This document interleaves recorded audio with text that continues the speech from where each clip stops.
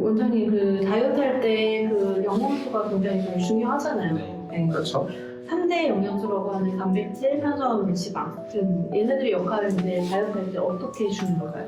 사실 이제 다이어트 할 때라고 해서 바뀌는 건 아니겠죠. 그런데 탄수화물 같은 경우는 당연히 이제 에너지원으로서 역할을 할 거고요. 단백질 같은 경우는 이제 근육.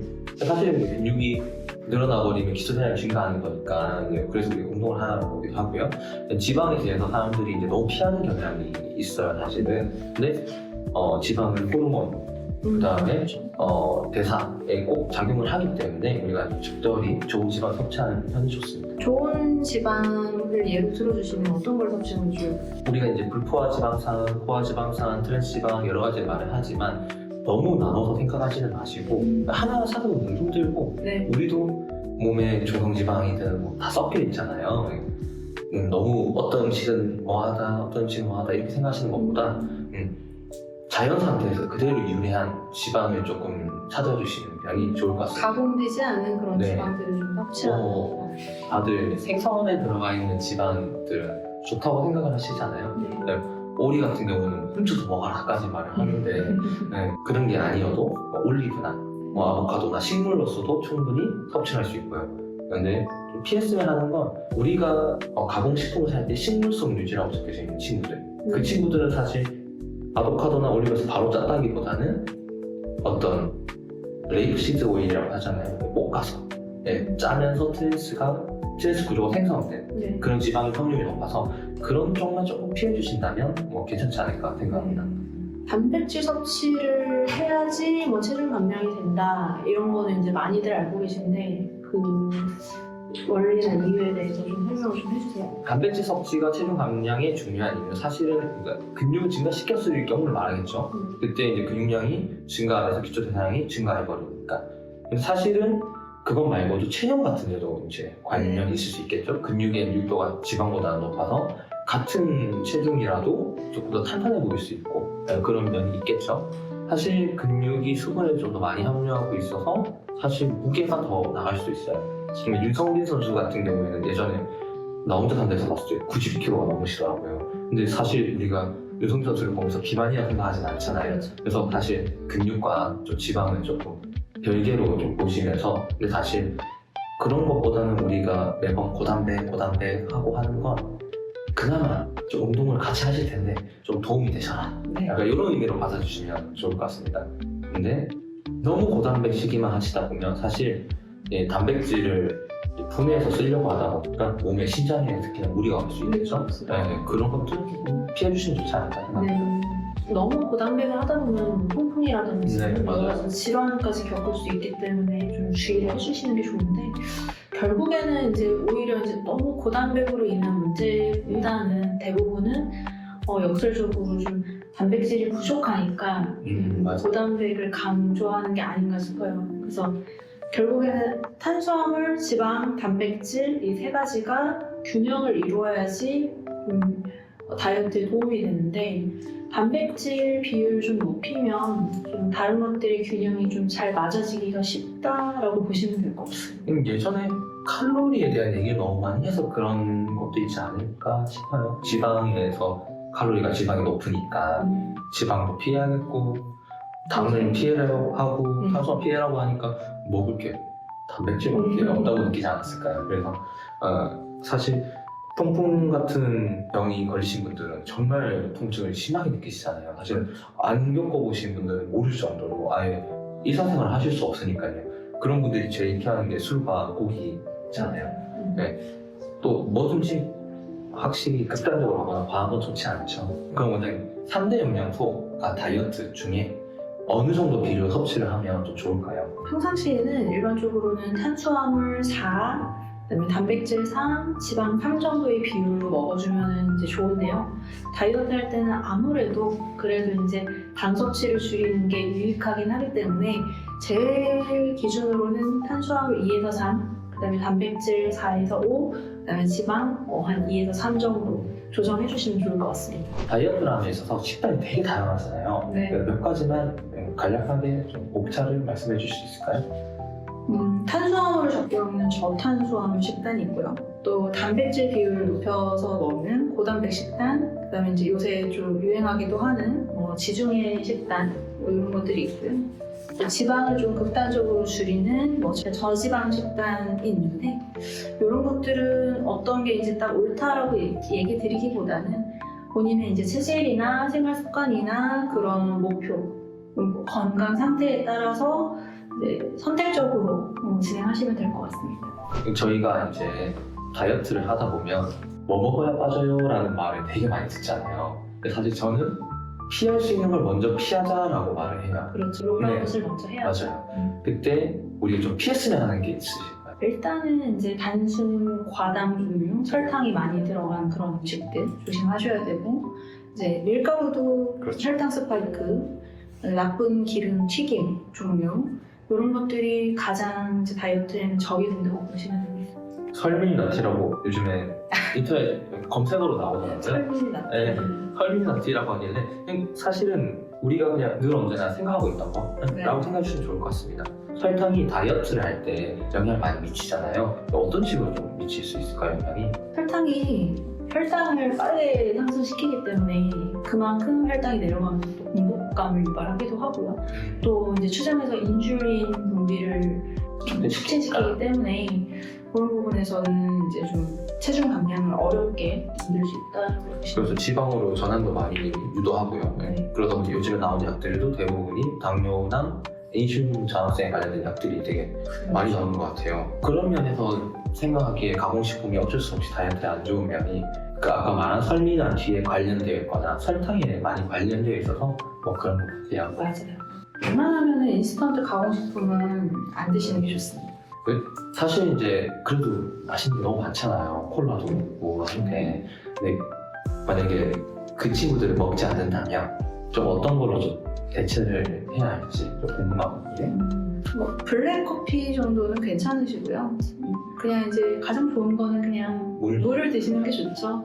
근데 이제 물을 마시기가 좀 힘들다 하시는 경우에는 뭐 과일 슬라이스한 이제 뭐 상큼한 물을 드시는 것도 괜찮고 무가당 차 이런 거를 드시는 것도 괜찮습니다. 탄산수도 도움이 될 것 같은데 먹기가 힘들더라고요. 탄산수에 이제 그 과일 슬라이스 넣어서 많이 먹잖아요. 그런 것도 많이 도움이 될 것 같아요. 개인의 기호에 따라서는 건강 상태가 괜찮으시다라고 하면은 탄산수도 도움이 됩니다. 근데 이제 속쓰림이나 이런 것들을 유발하거나 뭐 이제 복부팽만을 유발할 수 있기 때문에 그런 경우에는 물을 드시는 게 좋겠습니다. 식사를 하는 데서도 그래도 이제 저희가 조금은 도움을 받을 수 있는 네. 부분이 있지 않을까 싶어요. 어떤 음식을 먹었을 때 좀 포만감이 좀 더 유지가 될 수 있을까요? 일반적으로 탄수화물 같은 경우에는 위장에서 소화되는데 2시간 정도 걸리고 단백질 같은 경우에는 4시간에서 6시간 정도 걸린다고 하거든요. 엄청 기네요. 네, 단백질 섭취했을 때 확실히 포만감이 오래 가는 건 맞기 때문에 이제 그런 것들을 드셔주시는 게 좋아요.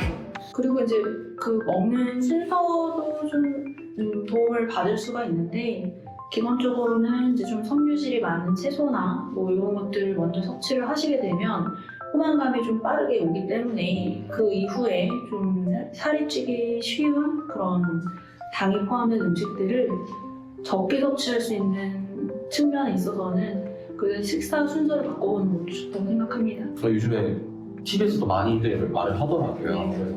그래서 식사를 하기 전에 야채부터 몇 장 먼저 먹고 시작해라 라고 한다든지 그래서 많이 도움이 될 것 같습니다. 정말. 네. 그럼 먼저 이제 먹는 순서가 있다면 네. 속도도 있지 않겠습니까? 네. 속도에 대해서도 말씀해 주신다면 일단은 이제 포만감을 느끼는 호르몬이 나올 때까지 약간 이제 먹는 것과 시간의 격차가 발생하는데 그 사이에 너무 이제 과량을 먹어버리면 배부름을 느끼기도 전에 이제 너무 칼로리 섭취를 많이 하게 되겠죠.